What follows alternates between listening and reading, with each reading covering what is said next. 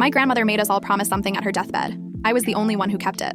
3 years later, a lawyer found me. Grandma Eloise was 87 when the cancer finally won. She'd been fighting for 14 months, longer than anyone expected. Stubborn until the end. The whole family gathered in her hospice room that final afternoon. My parents, my uncle, my 2 cousins. We stood in a half circle around her bed like mourners who hadn't yet earned the title. She made each of us promise one thing, different promises for different people.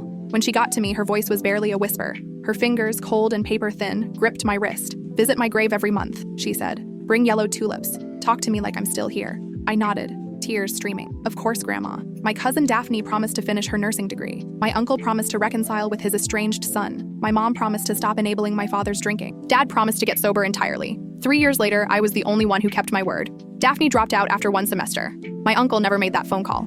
Mom still covered for Dad, and Dad still drank himself unconscious every weekend. But every month, rain or shine, I drove 45 minutes to Meadowbrook Cemetery with a bouquet of yellow tulips. I'd sit on the bench beside her headstone and talk about my job, about my failed relationships, about how disappointed she'd be in everyone else. Sometimes I cried, sometimes I laughed.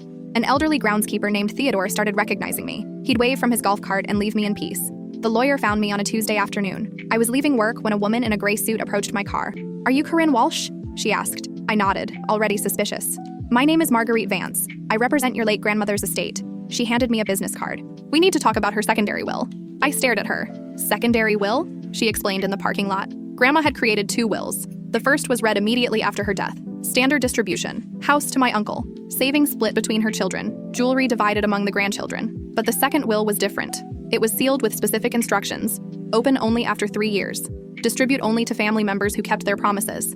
Your grandmother hired a private investigator, Marguerite said carefully. He's been monitoring all of you since her death. My stomach dropped. Monitoring us? Cemetery logs, phone records, public documents.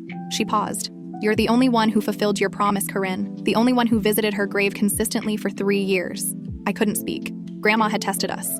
From beyond the grave, she'd set up an elaborate system to see who actually meant their promises and who was just performing grief for an audience. What was in the secondary will? I finally asked. Marguerite's expression shifted, something between sympathy and discomfort. That's what we need to discuss privately. Can you come to my office tomorrow morning?